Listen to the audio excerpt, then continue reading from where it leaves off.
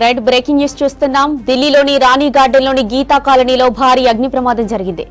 రాత్రి 2 గంటల ప్రాంతంలో ఒక్కసారిగా మంటలు చెలరేగాయి. స్పాట్ కు చేరుకున్న 12 ఫైర్ ఇంజన్లు మంటలను ఆర్పివేశారు. ప్రమాదంలో ఎవ్వరికి ఎలాంటి గాయాలు కాలేదు. దీంతో అందరూ ఊపిరి పీల్చుకున్నారు అధికారులు. చలి కాచుకోవడానికి నిప్పు పెట్టడంతోనే అగ్ని ప్రమాదం జరిగిందంటున్నారు స్థానికులు.